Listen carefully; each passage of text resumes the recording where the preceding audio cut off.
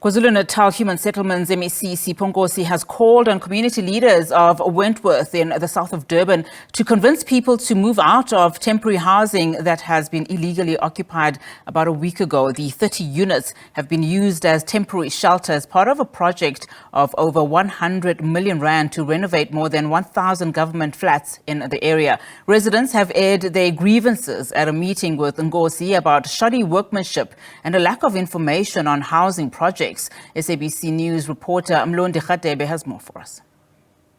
We are still here in Wentworth, where the MEC met with the residents in the area, the ones that were complaining about the overcrowding in the area, but the other issues also crept in the meeting, especially when it comes to the refurbishment of the flats that they belong to the community members. I'll speak to the MEC, Sipho Nkosi, from Human Settlement in KwaZulu-Natal in relation to the meeting. Thank you very much, MEC, for your time. Briefly about the meeting, the issues that came up. After having the interview when you get crash in our offices in Mayville, I promised you that I was going to come physically before the end of last week. And indeed, the following day I came here in order to establish what was going on.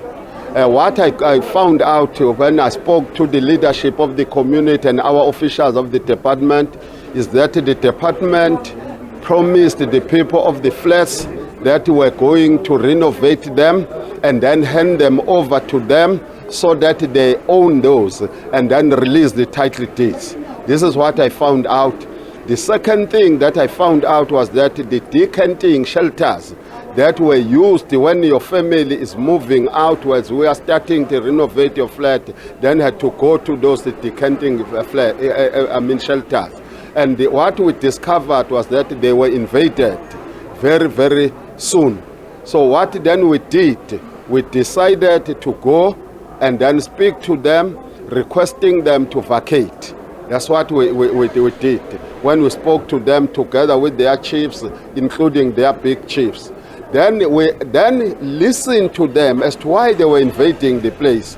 Then they indicated that it was because there are generation upon generation that were occupying those flats and they were overcrowded.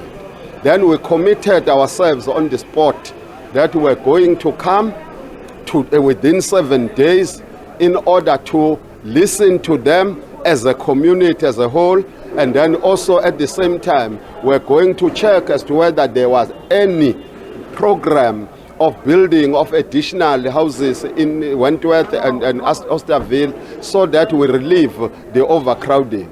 Indeed, today we came and indicated to them that we have got a project in government where it can yield 201 flats for them to be relieved of the overcrowding. And the budget has been done and everything. What is left now is to tie up the loose ends so that we start the construction. This is what we are to relay to our own people, because that's what we are here to do, to work for them. But then the people have raised a number of issues here, and then we indicated that the complaints that you have around the snakes in your flats, those will have to be corrected long before they are officially handed over. What we want people to understand is that as a democratic government, we cannot allow our people to rent forever.